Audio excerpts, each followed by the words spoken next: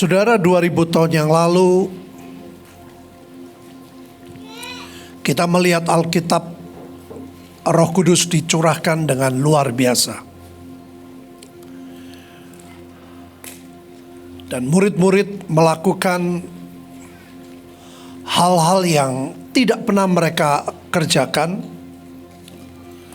Dan itu berkembang, kita sebut zaman kisah para rasul.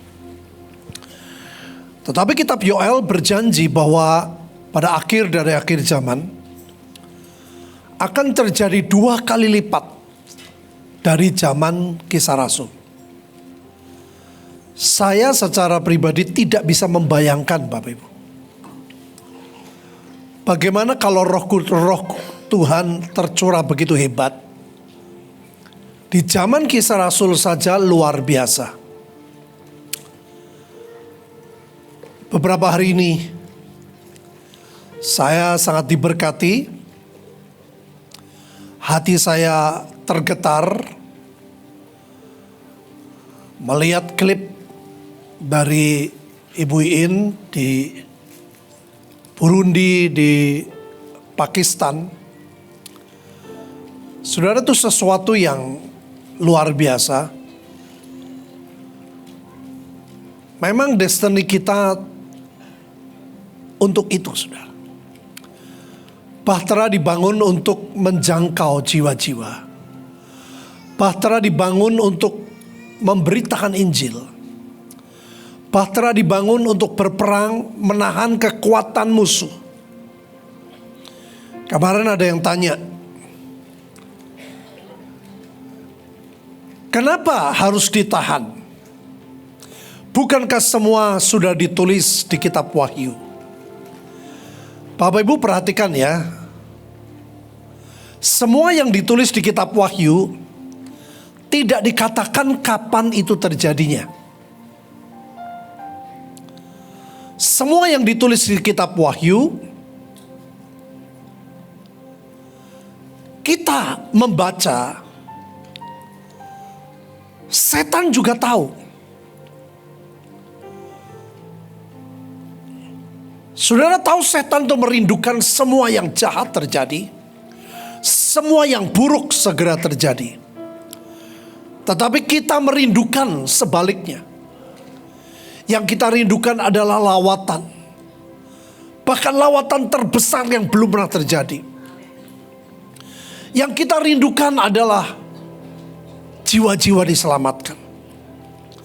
Makanya saya jelaskan itu di grup saudara. Saya bilang ini kesempatan. Kalau kita diam, kita pasif, kita membiarkan, ya semua yang terburuk akan terjadi. Saya bilang kita bersyukur kalau ada orang-orang yang menangkap hati Tuhan. Dan kita menahan. Semua yang buruk jangan terjadi dulu. Yang terjadi adalah lawatan, tuaian terbesar. Dan teman-teman saya saudara, oh begitu ya. Saya bilang jangan cepat-cepat menghakimi. Gak semua orang mau seperti yang kita kerjakan. Tidak semua orang mau seperti yang Bahtera lakukan, Bapak Ibu. Makanya kalau saya dari dulu ya, dari awal bertobat. Kalau sesuatu yang berkaitan dengan jiwa-jiwa, itu hati saya gak tahan, Bapak Ibu. Kenapa saya sekian lama di pelayanan desa terpadu? Waktu itu pesat itu untuk seluruh Indonesia. Saya pergi dari pulau ke pulau, Bapak Ibu. Dari desa ke desa. Tidak pernah dibiayai, kami biayai sendiri. Karena jiwa-jiwa.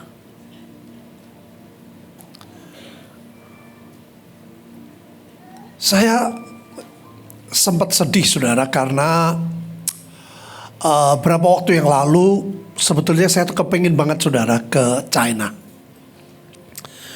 Karena ada saudara kita yang sekian waktu yang lalu buat saya itu jiwa-jiwa yang terbesar. Kenapa? Karena bukan di pinggiran China, tapi hanya 2 jam dari kota Shanghai. Saya melihat hampir 200 orang. 140 diantaranya adalah pendeta-pendeta pedesaan. Dan itu beribadah Bapak Ibu di tengah-tengah pabrik. Ya, ada 2 orang dari kita yang pernah ikut. Siapa namanya Lin? Grace sama siapa? Yang kakak adik, ya sama Joy. Itu di tengah-tengah pabrik Bapak Ibu. Sebelah kanan, kiri, depan, belakang semua suara mesin. Dan mereka selalu berkata di masa COVID kemarin, mereka bilang, Moshe kapan datang lagi? Jadi begitu saya melihat, saya dengar katanya di China sudah bisa masuk, aduh saya langsung merindukan.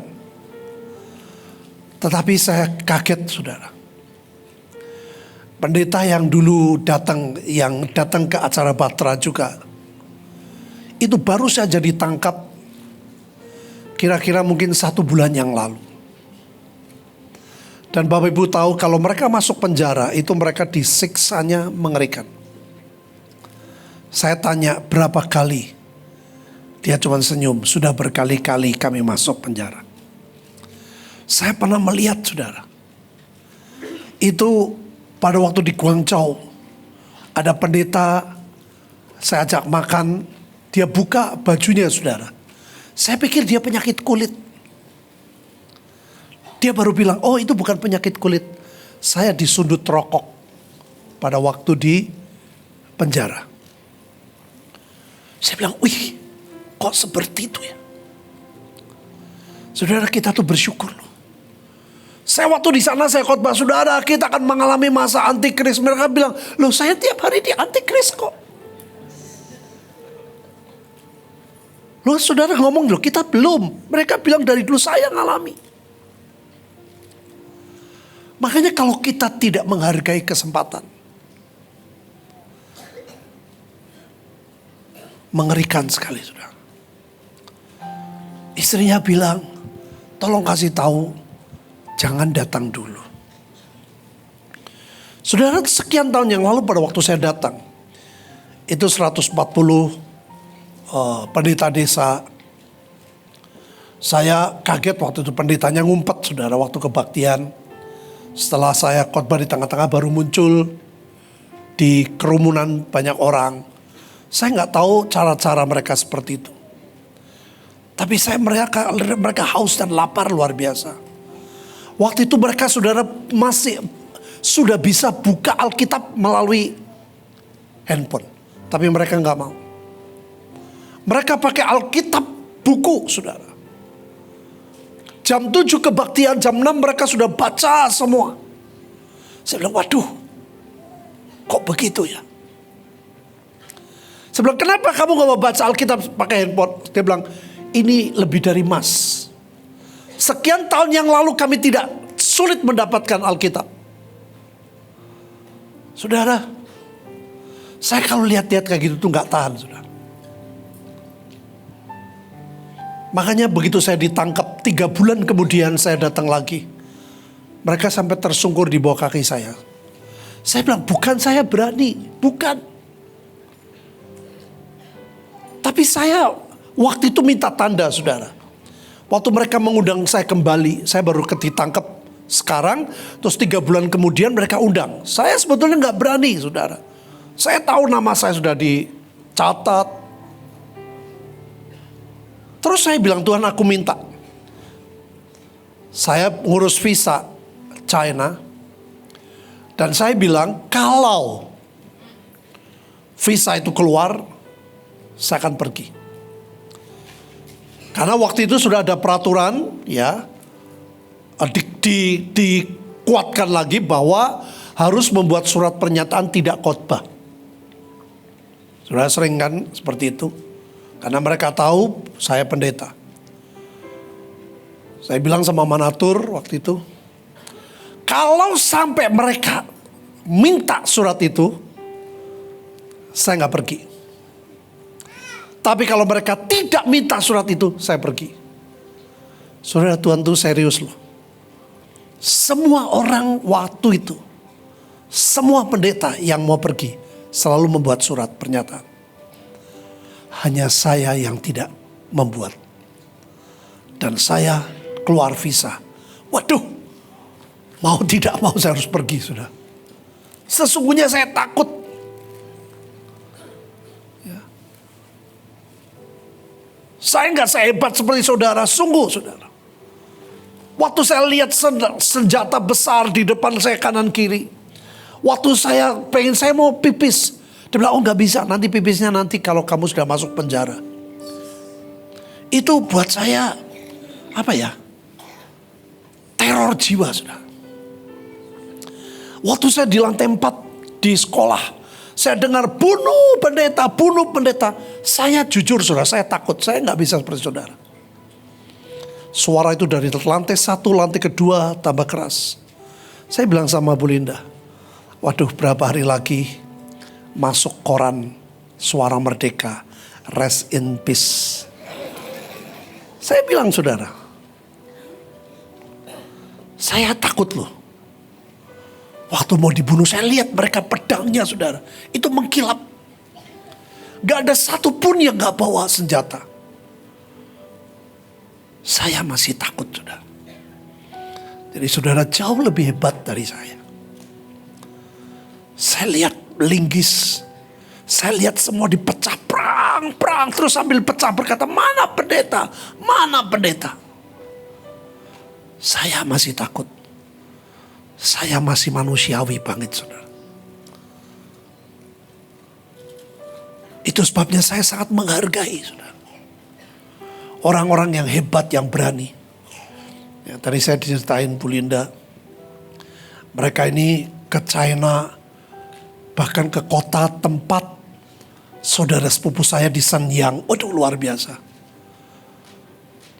Ya, nanti habis selesai ini saya pengen ngobrol ya. Gimana caranya bisa KKR di kota-kota itu saudara. Karena saya masih sulit saudara. Saya rindu, saya tahu dulu.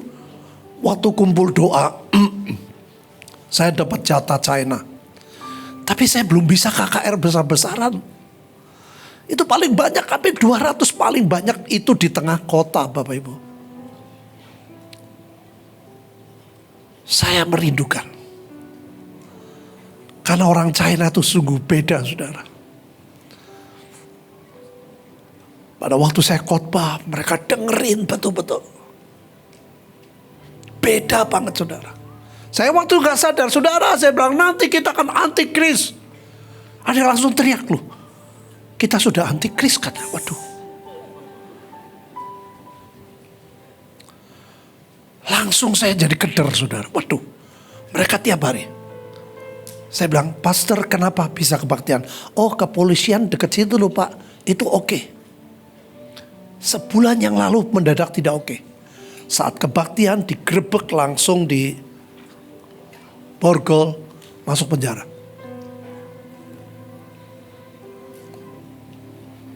Ngeri saudara. Saya waktu tanya berapa kali pastor waktu lagi ketemu. Ya 5-6 kali masuk penjara. Diapain? Ya disiksa dia ngomong gitu. Ya, nggak tahu di sini berapa kali yang sudah masuk penjara, yang disiksa. Kita tuh bersyukur Bapak Ibu. Dan mereka tidak goyah sedikit pun loh. Itu yang membuat saya, aduh Tuhan. Saya waktu diperiksa, waktu diteror gitu aja saya lemes saudara. Saya bilang loh, malam itu jam 3 sampai di hotel. Yuk kita doa. Sudahlah gak usah doa. Saya bilang besok gak usah ke desa itu. Saya gak kuat, saya gak tahan. Saya bilang gitu. Besok paginya waktu doa, tahu Tuhan berfirman, kasihanilah mereka. Itu membuat saya berani pergi saudara. Selalu kasih yang dari Tuhan yang memampukan kita. Pada waktu Tuhan berkata, kasihani mereka. Saya nggak ngerti siapa itu mereka. Setelah kumpul waktu itu Bu Nani, Bu In dapat firman bahwa saya kasih duit ke semua pendeta. Saya tanya dari pendeta, ini berapa? Oh, saya naik perjalanan naik bus. Perjalanan itu seperti dari Medan ke Bali, saudara. Medan ke Bali, jadi kira-kira 3 hari. Saya bilang, saudara, China itu gede loh, lebih gede dari Pulau Jawa, dari Indonesia. Saya bilang, dia hitung, kami naik bus 3 malam. Waduh, saudara, saya makin gak tahan. Mereka tuh kayak gitu, saudara. Tidurnya pakai cuman tikar. Itu yang ibu-ibu pendeta, saudara. Yang bapak-bapaknya tanpa tikar, saudara. Saya tidur di ranjang silat, atau ranjang silat itu ya. Kerasnya bukan main, saudara. Itu rasanya gak enak di badan, pada sakit semua. Pada waktu saya lewat mereka, waduh tidur seperti saya bilang, Tuhan. Makanya saudara perlu memang melihat orang-orang yang lebih susah. Waktu saya lihat klipnya Bu In, saya bilang, mereka buat batu bata dengan dapat uang cuma segitu. Kita kadang-kadang kekurangan uang, kita sudah ngomel, saudara. Kita perlu bersyukur. Tuhan sungguh cinta Indonesia.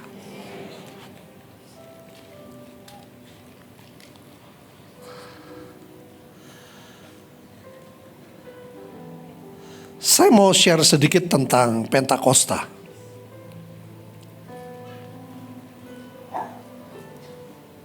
Karena besok ini adalah 2000 tahun yang lalu Pentakosta terjadi.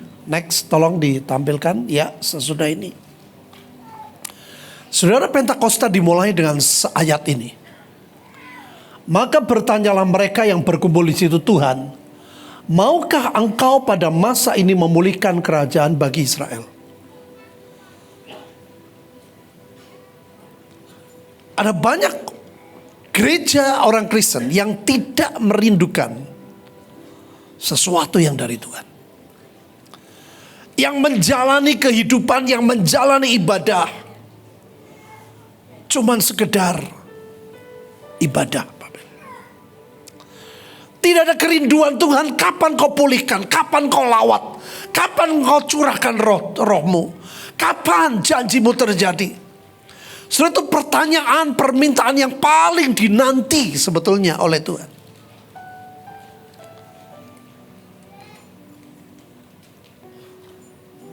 Tetapi kalau Bapak Ibu perhatikan ya, jawabnya, engkau tidak perlu mengetahui masa dan waktu yang ditetapkan Bapa sendiri menurut kuasanya. Kalau membaca sepintas seolah-olah seperti Tuhan tidak tertarik. Bukan, Bapak Ibu. Justru Tuhan berkata masa dan waktu yang ditetapkan Bapa sendiri. Tuhan punya waktu, Tuhan punya cara. Yang Tuhan mau adalah kerinduan kita, respon kita.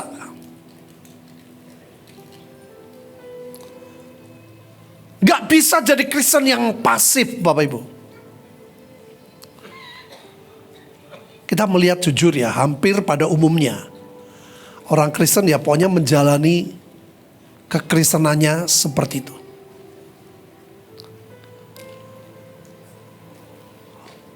Waktunya Tuhan tetapkan. Tapi Pentakosta dimulai dengan satu ayat. Mereka bertanya. Sebetulnya mereka bukan bertanya loh. Meminta kapan pemulihan terjadi. Bukan dari Tuhan. Dari gereja. Respon kita Bapak Ibu. Kerinduan kita.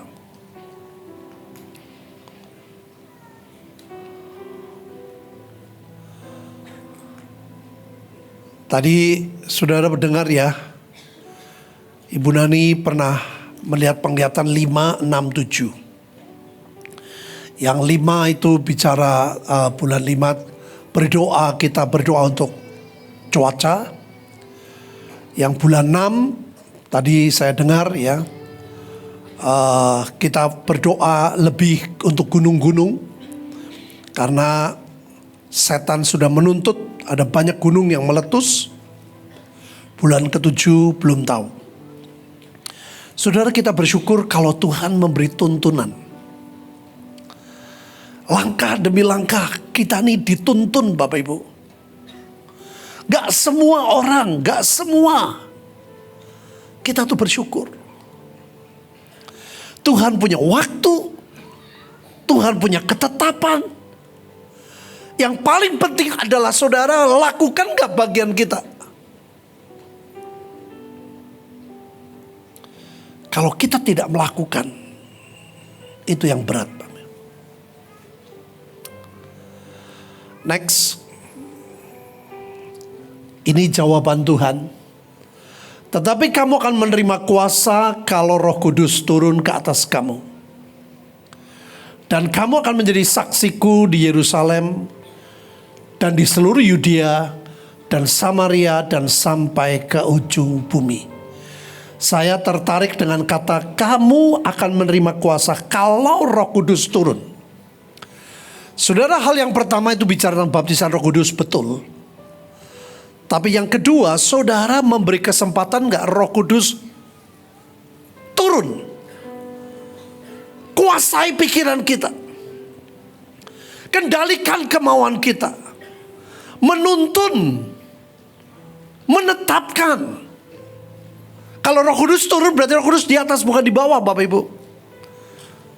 Itu yang gak mudah, saudara. Seringkali kita punya kemauan, kita punya kerinduan, melenceng dengan apa yang Roh Kudus kehendaki. Yang lebih menarik dikatakan, tolong tampilkan lagi, menjadi saksiku. Saudara, bukan cuman kita kesaksian loh, tapi menjadi saksi. Kesaksian sama jadi saksi itu beda. Bapak Ibu lihat ya, berapa kali di TV sering kali ada orang-orang yang di pengadilan, hakim berkata, saya dengar kamu, selalu jawabannya berubah. Kamu bukan saksi. Nah ini saudara, kalau saksi dia melihat dan dia gak berubah apa yang dia lihat, ya seperti itu. Saudara, Tuhan tuh merindukan sungguh loh. Saudara terus menyaksikan, tapi engkau juga jadi saksi yang ajaib. Amin. Tidak berubah. Kebaikan Tuhan nyata. Nah, hari ini saya ingin ingatkan apa yang Pak Petrus Agung pernah sampaikan, saudara, tentang bagaimana cara kita bergerak dari Yerusalem sampai ke ujung bumi. Next. Saudara, bagaimana kita bergerak dari Tuhan membawa kita dari Yerusalem dan sampai ke ujung bumi. Apa yang harus kita lakukan? Ya, bagaimana semuanya bisa terjadi? Kalau Bapak Ibu ingat dulu Pak Petrus Agung pernah sampaikan bahwa kalau kita dari Yerusalem dibawa Tuhan ke Yudea, dibawa Tuhan ke Samaria, dibawa Tuhan ke ujung bumi, bukan yang lain itu tidak dikerjakan. Pak Agung berkata semua tetap dikerjakan. Ya. Berawal dari Yerusalem, pada waktu rasul-rasul bergerak, Tuhan membawa ke Yudea. Yerusalemnya gak dibuang, Bapak Ibu. Yerusalemnya tetap dikerjakan. Pada waktu murid-murid bergerak sampai ke Samaria, di Yudea tidak dilupakan. Yudea tetap Roh Tuhan bekerja. Roh Tuhan tetap kerja di Yerusalem. Pada waktu mereka sampai ke ujung bumi, waktu mereka dengar firman ini, saya yakin mereka nggak tahu yang dimaksud ujung bumi itu mana. Tapi Tuhan sudah bilang, nanti kalau sampai kamu ujung bumi, kamu tetap mengerjakan semuanya. Nah, hari-hari ini saya melihat selalu, saudara, ada ekstrem kiri, ekstrem kanan. Yang Pak Yusa katakan, yang satu dihambat, yang kedua didorong berlebihan. Ada orang yang dihambat saudara, yang cuman umpel-umpelan di keluarga. Hanya di gereja lokal, hanya di persekutuan doa. Tidak pernah menginjil kemana-mana. Ya saya bilang tadi, ada banyak gereja seperti itu. Pokoknya minggu kebaktian. Pokoknya persekutuan. Tidak pernah bergerak kemana-mana. Ini ekstrim kiri Bapak Ibu. Menyedihkan. Saya bagi dua ya, saya kasih garis. Ini bicara dalam, ini bicara luar. Mana yang lebih penting? Dua-duanya penting Bapak Ibu. Kalau kita tidak pernah pergi, ya, ini di dalam saudara. Orang ada banyak gereja, orang Kristen yang nggak pernah pergi, yang nggak pernah nginjil, hatinya tidak bersentuh jiwa-jiwa, yang penting cuma mikirin dirinya sendiri. Sehingga tidak menggenapi apa yang Tuhan kehendaki. Padahal Tuhan pengen kita pelayanan ke desa, ke kota. Saya dihubungi lagi nih dari Alor. Mereka bilang, Pak kapan datang lagi? Mereka sudah ngomong saudara, sudah gak usah banyak-banyak seperti kemarin. Kami 6 orang saudara. Keluar duit sedikit sekali. Seperti kemarin Bu In waktu di mana? Jepara ya. Tanpa uang transport, tanpa apa-apa saudara. Duit sangat sedikit. Saya melihat 10.000, asli 10.000 saudara. Saya bilang Tuhan luar biasa. Itu pekerjaan Tuhan, bukan manusia. Sungguh saudara. Sampai kebaktian selesai. Ketua panitia bilang, ayo silakan Bapak Ibu pulang, silakan pulang, nggak pada pulang Bapak Ibu. Mereka baru pertama kali dengar khotbah suami istri. Jadi saya khotbah komplit loh tentang pertobatan, tentang keluarga, tentang penyakit disembuhkan, tentang keuangan. Saudara terjadi loh. Ada orang yang hari itu duitnya betul-betul nggak punya, tahu-tahu pulang. Orang kasih duit, sampai besoknya dia datang lagi, dia bawa duitnya. Dia buktikan ini Tuhan luar biasa. Ada yang suami istri mau cerai, sudah banyak sekali. Itu di saudara kita di timur tuh serem saudara.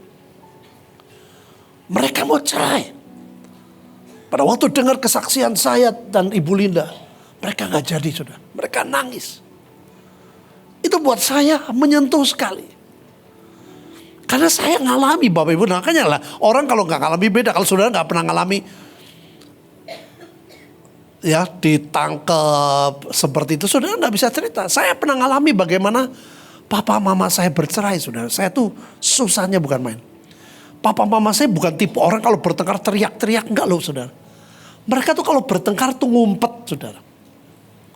Katanya supaya anak-anak nggak dengar. Saudara pikir saya nggak dengar, betul tidak dengar. Tapi yang di sini tuh saya berasa. Saya bilang hidup kok kayak gini ya. Punya papa mama tiap hari kok ribut. Saya nggak tahu mereka teriak. Tapi di sini nggak enak. Saudara ngeri loh hari-hari ini. Kadang-kadang ada fenomena berkata sebuah pernikahan modern. Uang suami dan uang istri sendiri-sendiri. Saudara saya nggak anti, silakan. Tapi belajar tanya Tuhan, jangan tetapkan maumu. Ini berawal dari situ saudara. Saya kenal baik. Dia waktu di Temanggung dia bilang, saya gak mau nginep di hotel, saya mau nginep di rumah. Bapak itu sedih. Ini artis terkenal. Dia nginep di rumah saya saudara. Makanya saya ngobrol sama dia. Saya bilang, beri kesempatan saya berdoa. Dia bilang, apa? Sudah Pak, ini sudah oke kok semua pengadilan. Saya bilang, kutuk pun Tuhan bisa berubah jadi berkat. Amin Bapak Ibu. Saya bilang, kasihan anak-anakmu. Saudara kalau orang cerai itu, waduh saya ngalami. Saya dari dulu tidak jago berantem, tapi saya tidak pernah takut mati. Kenapa Bapak Ibu? Ya karena lihat keluarga.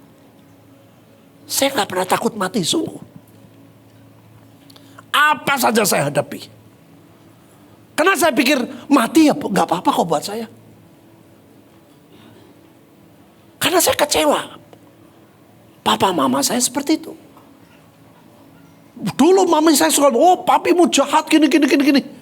SMA saya bentak dua-duanya loh sudah. Saya bilang, terjadinya perceraian itu karena dua-duanya salah. Saya ngomong, saya gak peduli berapa persen yang salah, tapi dua-duanya salah. SMA saya bentak mereka sudah. Makanya saya dengan segala kelemahan, kalau saya ada salah dengan anak-anak, saya bilang, Papa minta maaf. Kadang Papa emosi. Nah itu sebabnya saudara. Saya gambarkan, tolong tampilkan tadi. Yerusalem itu seperti keluarga. Yudea itu seperti gereja lokal. Samaria itu seperti kita penginjilan di Indonesia. Ujung bumi seperti yang kita lakukan juga Bapak Ibu. Ya sungguh nanti setelah selesai tolong yang ke Cina ketemu saya. Saya pengen gimana caranya bisa buat KKR di Cina. Saya rindu saudara. Oh belum pulang? Oh baru Leo. Ya Leo nanti tolong. Mana Leo? Kamu jangan pulang dulu, kamu mau pergi kemana kamu?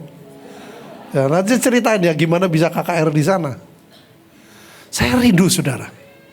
Walaupun saya kalau di sana tuh kalau ngomong bingung saudara. Ya. Saya percaya kalau orang Mahanaim sih bisa. Kalau saya saudara waktu nginep di hotel. Di pabrik. Saudara namanya pabriknya luar biasa loh. Nama pabriknya Bahtera. Aneh gak?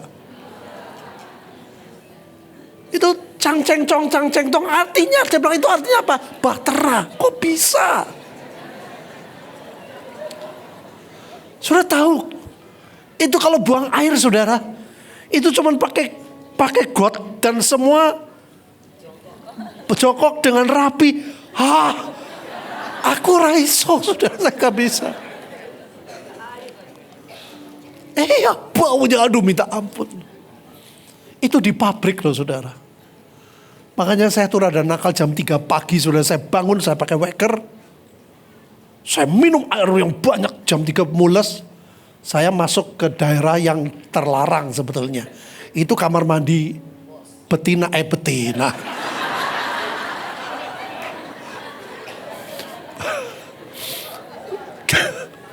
Itu kamar mandi khusus ibu-ibu saudara. Itu boleh duduk ya. Tapi 7-8 jadi satu. Jadi sambil duduk itu, gimana? Kamu udah keluar berapa kilo? Saya gak bisa bayangin saudara. Itu jam 3 tuh saya minum air banyak, saya mulesin saudara. Saya masuk, itu sebenarnya gak boleh, itu untuk khusus perempuan. Saya masuk kan gak ada kunci. Itu di koper saya tuh ada apa namanya, tali apa saudara, saya ikat saudara. Wah saya bilang, wah enak banget nih. Buang air besar 8-0 sendirian. Belum keluar saudara. Sudah orang benar. Saya gak bisa jawab. Wow. Wow kan artinya saya gitu loh kan. Ono wong ning jero gitu loh saudara. Itu ternyata mereka nakal juga pendeta-pendeta saudara. Laki. Begitu saya buka, Musa. Saudara begitu masuk, duduk. Loh. Wah aku yang minggat saudara. Saya bilang, aduh Cina banyak hal yang aku rindukan saudara. Saya ketangkep tapi saya rindu. Ya. Ayo Bapak Ibu, kita ke bangsa-bangsa. Yang sepakat katakan. Tapi jangan lupakan Mahanaim, jangan lupakan Bahtera, jangan lupakan keluargamu. Saya jadi hero di banyak tempat. Saya juga bersyukur ke negara manapun saya selalu bisa pelayanan. Kemarin ada yang hitung loh, yang hitung orang saya. Bapak ini dilihat ya, lebih dari 60 negara saya pergi. Dan selalu saya punya kesempatan bisa khotbah di banyak tempat. Kemarin di Jepang juga begitu, saya pengen family time saudara. Ada yang tahu, Pak khotbah. Ada 2 gereja sudah jamnya sama, waduh gak bisa, salah satu. Kerjakan yang lain, jangan lupakan yang satu. Kita terus ke bangsa-bangsa, tapi jangan lupakan Indonesia. Sudah kita tuh perlu berdoa sungguh-sungguh loh untuk presiden. Kata nih Bahtera belum khusus ya, hati ini belum khusus loh. Doa untuk presiden. Kita tetap minta saudara kalau boleh yang jadi presiden yang tetap nasionalis. Amin Bapak Ibu. Sebab kalau enggak, kondisi sekarang aja begitu saudara. Ya, next.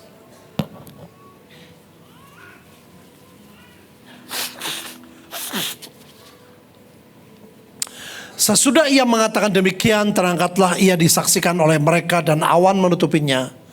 Dari pandangan mereka ketika mereka sedang menatap ke langit, waktu ia naik itu tiba-tiba berdirilah 2 orang yang berpakaian putih dekat mereka dan berkata kepada mereka, hai orang-orang Galilea, mengapa kamu berdiri melihat ke langit? Yesus ini yang terangkat ke surga meninggalkan kamu akan datang kembali, apa Bapak Ibu? Dengan cara yang sama seperti kamu lihat dia naik ke surga. Saudara, kenapa kita rela menderita? Kita rela diproses. Kita rela susah-susah ke banyak negara. Keluar duit, keluar tenaga. Karena kita lihat Tuhan akan datang. Dia akan jemput kita di awan-awan. Sebut awan Bapak Ibu ditulis. Sekali lagi saya punya teman grup orang-orang yang tidak kenal Tuhan. Dia bilang, oh semua orang mati. Dia bilang, tidak, saya ngomong. Karena Tuhan berjanji. Gak ada kepercayaan manapun saudara. Ini yang membuat kita percaya. Apapun yang kita kerjakan saudara, tidak sia-sia. Halo. Tuhan jemput di awan-awan itu betul. Next.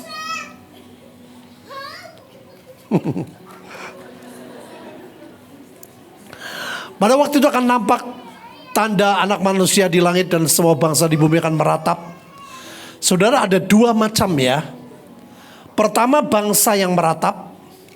Dan mereka akan melihat anak manusia itu datang di atas awan-awan di langit dengan segala kekuasaan dan kemuliaannya.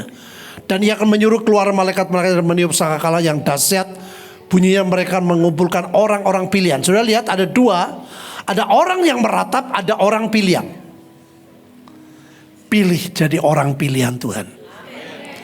Kalau engkau meratap, engkau tidak diangkat di awan-awan saudara. Tapi jadi orang pilihan Tuhan. Alkitab berkata menarik sekali saudara. Tuhan itu akan menyuruh malaikatnya dari 4 penjuru bumi, dari ujung langit satu ke yang lain. Mereka mengumpulkan orang pilihannya. Saya rela apapun saya lakukan. Karena saya tahu Tuhan kita pasti datang yang kedua kali. Kita mau ke bangsa-bangsa ya, tadi saya dengar kesaksian, aduh tentang Burundi, tentang Pakistan. Saudara, saya jujur saya Afrika, buat saya ke Afrika saya belum lulus saudara. Oh, awas lu ya, jangan bikin gara-gara kamu ya. Oh itu saudara, saya dibawanya ke selam area lagi ya. Baunya minta ampun. Iya. Ibu ini aku salut saudara. Hah? Jangan yang panas, yang dingin dong. Aduh. Ya saya dengar itu Bu In 45 detik. Aduh saya bilang Tuhan, saya bisa pingsan di tengah-tengah jalan. Waktu kita di mana tuh, kayak mana juga panas ya. Aduh saudara. Saya tuh sedih saudara, waktu di Afrika. Semua orang-orang saya bisa datang peluk. Aduh saya, baunya, aduh saya mundur saudara. Sampai saya pulang saya semprotin minyak parfum saudara. Saya pikir nanti kalau saya dekat sama mereka, parfum saya lebih kuat. Kalah saudara. Saya bilang, aduh luar biasa. Ibu Linda pergi saudara. Peluk orang-orang ibu-ibu gini. Pulang saya ngomong, jangan masuk, jangan masuk. Saya ngomong, jangan masuk, jangan masuk. Langsung kamar mandi. Saya bilang, kamar mandi. Saya bilang, Mahanaim memang luar biasa. Ibuin luar biasa. Beri kemuliaan buat Tuhan saudara. Aduh. Mungkin nyemprotnya harus seluruh gitu ya.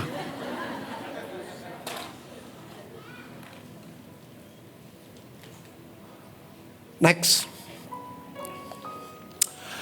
Saudara percayalah ini akan terjadi. Ini ayat ini saya kirim saudara ke grup teman-teman saya. Dalam sekejap mata pada waktu bunyi yang terakhir. Sebab bunyi nafas akan bunyi dan orang mati akan dibangkitkan. Dalam keadaan yang tidak dapat binasa, kita semua akan diubah. Karena yang dapat binasa harus, nah ini saudara. Mengenakan yang tidak dapat, yang dapat mati harus mengenakan yang tidak dapat mati. Sesudah yang dapat binasa mengenakan yang tidak dapat binasa, dan yang dapat mati mengenakan yang tidak dapat mati, maka akan genaplah firman Tuhan. Maut ditelan dalam kemenangan. Saudara, dari sekarang kita harus melatih mengenakan yang tidak dapat binasa, yaitu cara Tuhan. Kalau Bapak Ibu pakai cara hidupmu, engkau tidak bisa mengenakan.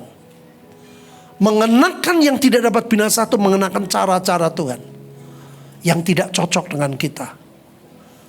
Yang penting Tuhan cocok. Kang Yusak selalu berkata, kita suka, Tuhan tidak suka. Tuhan suka, kita tidak. Nah itu yang sulit saudara. Mengenakan tuh caranya gitu sebetulnya. Ikuti walaupun kita gak cocok dengan apa yang Tuhan mau. Next. Saudara, ini saya suka sekali omongannya Paulus. Ayo kita baca bersama. 2-3. Sebab aku yakin bahwa penderitaan zaman sekarang ini tidak dapat dibandingkan dengan kemuliaan yang akan dinyatakan kepada kita. Sebab dengan sangat rindu seluruh makhluk menantikan saat anak-anak Allah dinyatakan. Saudara perhatiin ya. Ternyata seluruh makhluk menantikan. Bukan cuma jiwa-jiwa diselamatkan, tapi hidup kita dibawa kepada kemuliaan yang lebih tinggi. Pada waktu apa? Waktu Tuhan izinkan sudah mengalami penderitaan dan engkau tetap mengucap syukur. Saudara, saya mengalami hal yang terakhir yang paling gak enak adalah, saya pernah cerita saudara, waktu masa pandemi kemarin, kami membagikan sembako itu sangat banyak. Saya gak sebutin ya. Dan cara memberinya 1 minggu sekali saudara. Jadi kalau orang datang ke desa sekali, mereka biasa. Biasanya nanti bulan depan kita baru datang. Ini enggak, hampir tiap minggu saudara. Dan itu membutuhkan dana yang besar. Dan Tuhan tantang saya, berani enggak? Rela enggak? Saudara, walaupun saya di gereja, saudara tahu ya, saya tidak terima perpuluhan. Saya tidak punya bisnis lain. Dan itu keadaan yang sangat tidak mudah. Tapi ayat ini luar biasa. Saya ratusan juta udah berkali-kali saudara menabur. Tapi kali ini jumlahnya buat saya sangat berat. Saudara, saya memilih. Padahal itu dana saudara untuk renovasi rumah. Jadi dulu waktu saya jual rumah saya di Tegal, saya dapat 2 rumah. Rumah saya tinggal, rumah mami saya tinggal. Mami saya meninggal, saya mau jual. Ada hamba Tuhan yang dapat firman, dia bilang tidak dijual. Dan kamu akan merenovasi rumah itu kenangan mamahmu. Jadi saya membangun rumah yang depan itu sudah warnanya kesukaan mami saya. Abu-abu dan putih.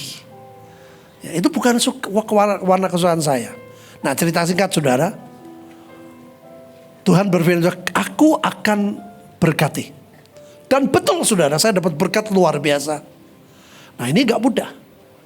Uang itu untuk bangun atau untuk nabur orang miskin. Itu pilihan di tangan saya. Kalau saya berkata tidak Tuhan, ini untuk bangun rumah, untuk selesaikan, itu hak saya. Tapi waktu itu saudara, saya memilih untuk menabur. Saudara, waktu menjalaninya gak mudah. Saya bawa tukang-tukang itu dari Cirebon. Jadi yang borong itu saudara saya sendiri, jadi gak dibayar. Saudaranya Bu Linda.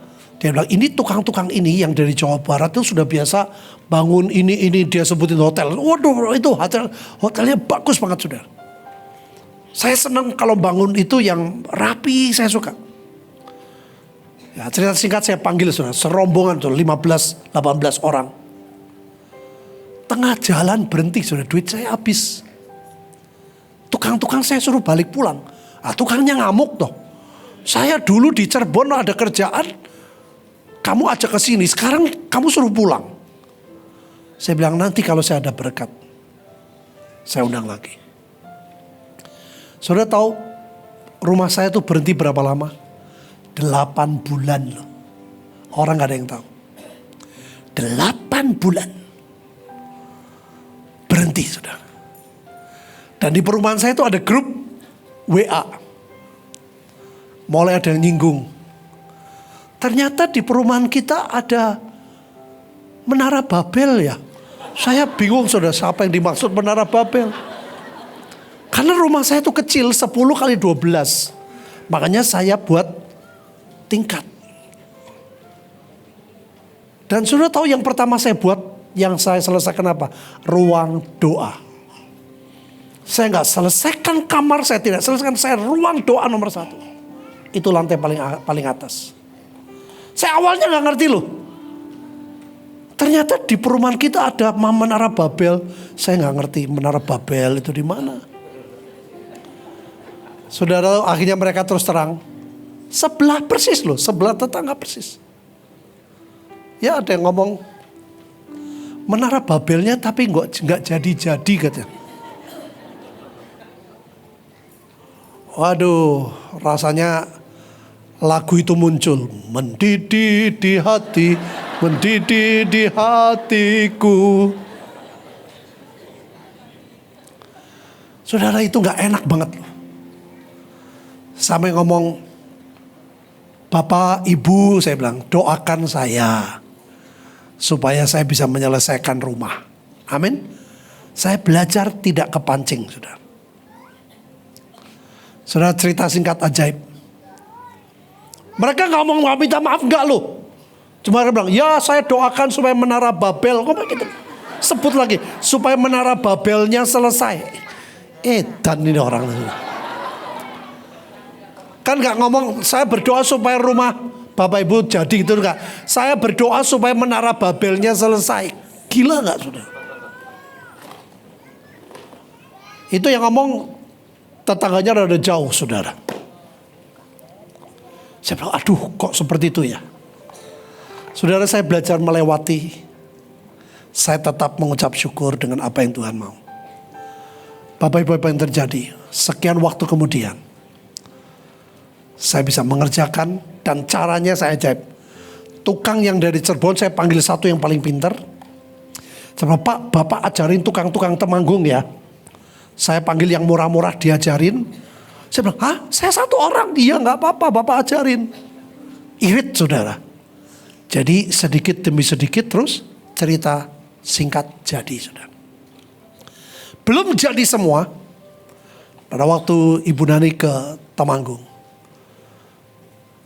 Dia bilang, aku mau doa, lantai doa, ruang doa. Saya bilang, Bu, ayo ke ruang doa. Itu luar biasa saudara, di lantai 4 loh. Di Bu Nani pelan-pelan, pelan terus sudah sampai pelan. Satu lantai demi satu lantai. Begitu dia masuk saudara, nah ini. Tuhan berkata, ini rumah kecapi. Ini rumah kesukaan. Saya bilang, Tuhan, aku berterima kasih. Tuhan berkata, memang kamu membangun dengan pelan-pelan. Supaya kamu rendah hati. Dan nama Tuhan dipermuliakan. Saudara, apa yang terjadi? Ya, boleh beri kemuliaan sama Tuhan, Bu. Betul, Bu. Wah, ibu ini sudah umur berapa, Bu? Hah, muda? Oh, 83. Wah, muda sekali, Bu ya. Hebat, Ibu. Saudara, luar biasa. Apa yang terjadi gak selesai, saudara. Ada beberapa tetangga diajak saya, Pak, bolehkah saya foto? Loh, foto gak apa-apa, silakan. Karena saya dulu yang ngomong rumah Menara Babel. Oh, saya jawab, ternyata Menara Babel bagus ya, Bu. Saudara tahu ada orang, salah satu paling kaya di temanku. Dia SMS saya. Saya lihat rumah minimalis terbaik di kota kita. Itu rumah Bapak. Minimalis, saudara. Tapi orang masuk kerjanya rapi sekali. Saudara, semua awalnya gak enak. Tapi kita pasti lihat kemuliaan Tuhan. Kalau hari-hari ini kita dibaca ke desa, diajak ke bangsa-bangsa, ucap syukur, saudara. Jerih payahmu tidak sia-sia. Amin, Bapak Ibu. Tuhan akan berkata, ini rumah kecapiku, rumah kesukaanku. Saudara, dari situ saya tahu, Tuhan, aku tahu. Saya gak sadar saya sombong, pengen cepat selesai. Sekian miliar selesai. Tuhan bilang, tidak. Aku punya cara untuk merendahkan hatimu. Dan yang direndahkan pasti akan ditinggikan. Akhirnya orang-orang sudah pada foto, minta masuk ke dalam, syuting. Mau lihat, oh apalagi dalamnya sekarang ada akuarium ikan. Waduh, saudara, saya bilang, Tuhan, Engkau baik, Engkau bagus, Engkau ajaib. Rumah saya disebut White House, saudara. Karena banyak semuanya putih. Saya suka warna putih, saudara. Dan di situ saya tahu Tuhan kita ajaib. Saya ajak, ayo Bahtera, Mahanaim bangkit. Untuk kita lihat kemuliaan Tuhan. Tuayan lawatan terbesar terjadi. Pasti, gak mungkin gak, Bapak Ibu. Saya tuh dengar klipnya Bu In itu di sini gak tahan, saudara. Saya bilang, Tuhan, aku mau lihat. Tuayan terbesar, lawatan terbesar terjadi di Indonesia juga, Bapak Ibu. Ayo ke pulau-pulau. Ini Indonesia, jatah saya pulaunya mana, Bu? Pulau Jawa saja, Bu ya. Oh, enak aja. Wah, beliau ini, saudara. Coba melu gue yo. Kalau Bu In harusnya dibawa ke China, saudara. Karena dulu waktu saya doa perang, beliau tidak ada di situ.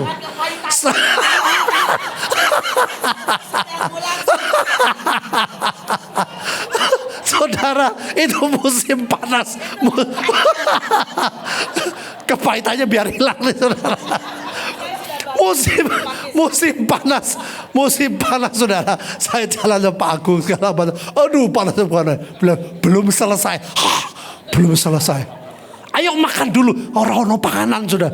Sing dimakan apa tuh? Ayo pergi lagi tuntaskan. Haleluya, jalannya gini, saudara. Pak Agung bilang, ini ibu nih harus ke China.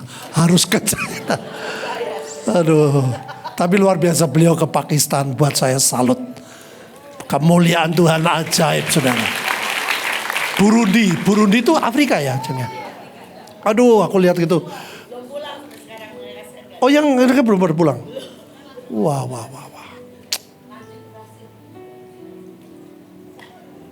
Yuk kita bangkit, sudah, kita sembah Tuhan. Yuk, Afrika ya. Pokoknya hari ini kepahitan saya hilang soal China, saudara. Dulu saya pahitnya gak hilang-hilang, saudara. Habis beliau, ayo kerjakan lagi, tuntaskan lagi. Aduh, tuntaskan lagi. Aduh, selalu gitu dia sama. Aku lihat belum tuntas. tuntasnya kapan kue mangkat dewe, saya bilang gitu. Tapi hari ini saya kepahitannya sembuh saudara. Karena beliau sudah ke Burundi dan Pakistan. Yuk kita bangkit diri, kita sembah Tuhan. Ayo Leo, sembah Tuhan.